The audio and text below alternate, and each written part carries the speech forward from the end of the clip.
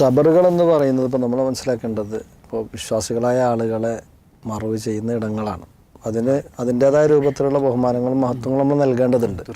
ഇപ്പോൾ ഖബർസ്ഥാനിലേക്ക് ചെല്ലുന്ന വിഷയത്തിലുള്ള അദബുകൾ നമുക്ക് കൃത്യമായിട്ട് ഹദീസുകളിൽ കാണാൻ കഴിയും. കയറി ചെല്ലുമ്പോൾ എന്താക്കണം, ആ ഖബറാളികൾക്ക് വേണ്ടി സലാം പറയണം. പിന്നെ അതുപോലെ തന്നെ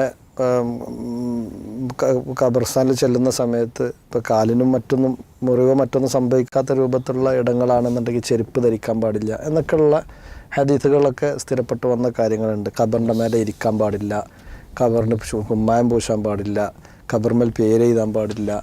ഇങ്ങനെയൊക്കെയുള്ള ധാരാളം ഖബറുകളെക്കുറിച്ച് എന്തായിട്ടുണ്ട്, ഹദീസുകളിൽ വന്നിട്ടുണ്ട്.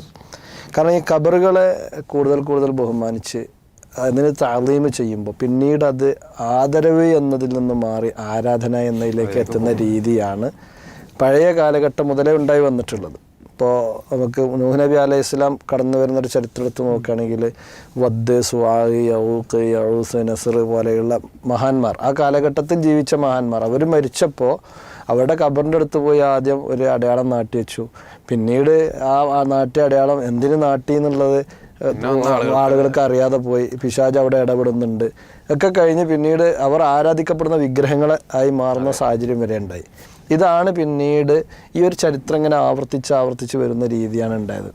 റസൂൽ കരീം സല്ലല്ലാഹു അലൈഹി വസല്ലമ പറഞ്ഞതായി കൊണ്ട് മഹാനായ അബൂ ഹുറൈറ റളിയല്ലാഹു അൻഹു പഠിപ്പിച്ചിരുന്നത് കാണാൻ സാധിക്കും. ഖാതലല്ലാഹുൽ യഹൂദ ഇത്തഖദു ഖുബൂറ അംബിയാഇഹിം മസാജിദ്.